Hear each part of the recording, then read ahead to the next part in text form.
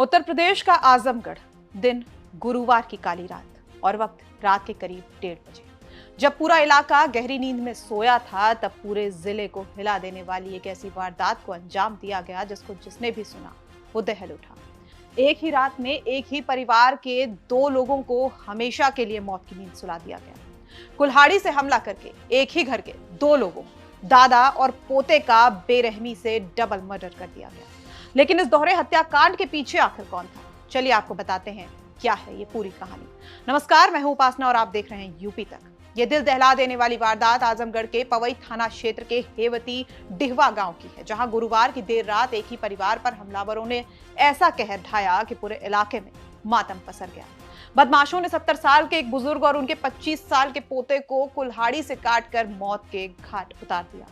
वारदात का बेहद शातिराना और बेरहम तरीके से वारदात को अंजाम दिया गया। रात के करीब 1:30 बज रहे थे। बदमाश सबसे पहले गांव में स्थित एक ट्यूबवेल पर पहुंचते हैं। वहां सो रहे 70 साल के जगदंबा प्रसाद यादव पर कुल्हाड़ी से ताबड़तोड़ वार किए जाते हैं और उनकी निर्मम हत्या कर दी जाती है। लेकिन कातिलों के सिर पर खून सवार था। इसके बाद वो करीब 400 मीटर दूर उनके घर पर पहुंचते हैं, जहां बरामदे में सो रहा था उनका 25 साल का पोता श्रीवांशु यादव उर्फ अंकित। उस पर भी कुल्हाड़ी से कई वार किए गए और उसे भी मौत की नींद सुला दिया गया। अंकित के पास ही उसकी दादी फूल कुमारी सो रही थी। उन्हें रात में कुछ आहट सुनाई दी तो उन्होंने अंकित को आवाज लगाई। जब कोई जवाब नहीं मिला तो उन्होंने घर के अंदर सो रहे बाकी लोगों को जगाया। बाहर आकर देखा तो अंकित खून से लथपथ पड़ा हुआ तड़प रहा था। परिजन आनन फानन में उसे अस्पताल लेकर गए, लेकिन डॉक्टरों ने उसे डेड डिक्लेयर कर दिया। डॉक्टरों के मुंह से मौत की खबर सुनते ही परिवार में कोहराम मच गया। लेकिन असली खौफनाक मंजर तो तब सामने आया जब अस्पताल से लौटकर परिजन ट्यूबवेल पर सो रहे उसके दादा जगदंबा प्रसाद को जगाने पहुंचे। वहां दादा का शव भी खून से लथपथ पड़ा हुआ था। अब सवाल उठता है कि आखिर इस खूनी खेल के पीछे कौन था, किसने इसको अंजाम दिया और इस डबल मर्डर की वजह क्या रही? मृतक अंकित के भाई शिव कुमार यादव ने पड़ोसियों पर बेहद गंभीर आरोप लगाए। परिजनों के मुताबिक पड़ोसियों के साथ उनका लंबे समय से जमीन को लेकर कोई विवाद चल रहा था। आरोप है कि इसी जमीनी रंजिश में दादा और भाई की हत्या कर दी गई। आपको बता दें कि 25 साल का अंकित दिल्ली में रहकर कॉम्पिटिटिव एग्जाम्स की तैयारी कर रहा था और करीब 3 महीने पहले ही अपने घर आजमगढ़ लौटा था।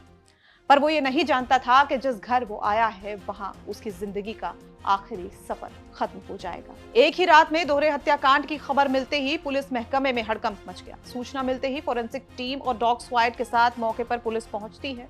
पुलिस ने वैज्ञानिक साक्ष्य जुटाए और फिर घर से करीब 100 मीटर की दूरी पर एक खेत से इस हत्याकांड में इस्तेमाल की गई खून से सनी हुई कुल्हाड़ी को भी बरामद कर लिया गया। आज थाना पवई के गांव के अंतर्गत सुबह सूचना मिली थी कि 2 व्यक्तियों की हत्या हो गई है। इस सूचना पर तुरंत पुलिस और फील्ड यूनिट और सभी अधिकारी मौके पर पहुंचे।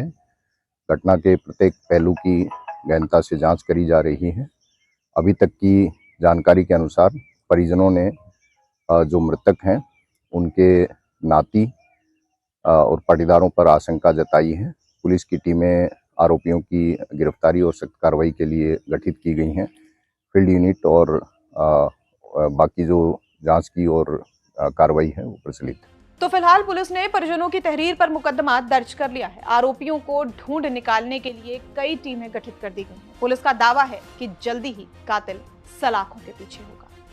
लेकिन इस दोहरे हत्याकांड ने आजमगढ़ की कानून व्यवस्था और जमीनी विवादों की खूनी हकीकत पर कई बड़े सवाल खड़े कर दिए। अब देखना यह है कि इस अंधेरी रात में 2 जिंदगियों को छीनने वाला ये बेरहम कातिल कब तक पुलिस के हत्थे चढ़ पाता है। फिलहाल इस दिल दहला देने वाली खबर पर आपकी क्या कुछ राय है वो हमें कमेंट बॉक्स में जरूर बताइए। ये खबर हमें भेजी है आजमगढ़ से हमारे सहयोगी राजीव कुमार ने। उत्तर प्रदेश से जुड़ी हुई ऐसी तमाम खबरें जानने के लिए देखते रहिए यूपी तक।